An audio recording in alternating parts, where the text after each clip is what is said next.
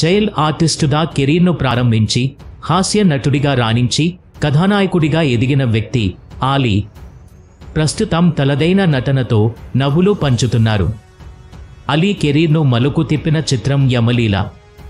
SV Krishna Reddy దర్శకత్వంలో వచ్చిన ఈ చిత్రం బాక్సాఫీస్ వద్ద భారీ విజయాన్ని అందుకోవడమే కాదు, నటుడిగా అలీ స్టార్డమ్ను పెంచింది. సంగీత పరంగానూ శ్రోతలను విశేషంగా ఆకట్టుకుంది.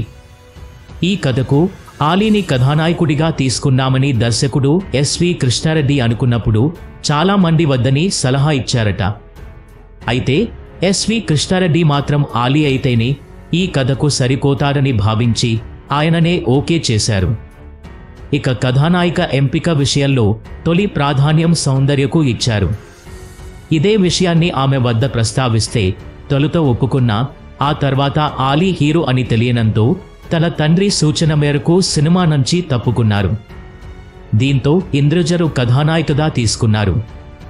అయితే యమలీల రిలీజ్ అయ్యాక ధన విజయాన్ని సొంతం చేసుకుంది. భవిష్యవాణి చూసి తన తల్లి చనిపోతుందని తెలిసినప్పుడు ఆలీ పరికించిన హావభావాలు చూసి ఆయనను కథానాయకుడిగా తీసుకోవద్దన్న వారు సైతం హ్యాట్స్ ఆఫ్ అనేలా చేశారు ఆలీ. అయితే ఆ తర్వాత ఆలీతో కలిసి సౌందర్య ఓ డ్యూయెట్లో ఆడిపాడారు.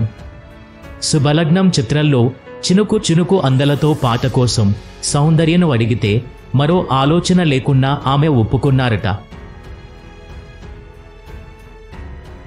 ఈ వీడియో కనుక మీకు నచ్చినట్టు అయితే లైక్ చేసి షేర్ చేయండి. అలాగే మీ అభిప్రాయాలను కామెంట్ రూపంలో తెలియచేయండి. ఇలాంటి మరిన్ని వీడియోస్ కోసం మన ఛానల్ను సబ్స్క్రైబ్ చేయండి. Thanks for watching.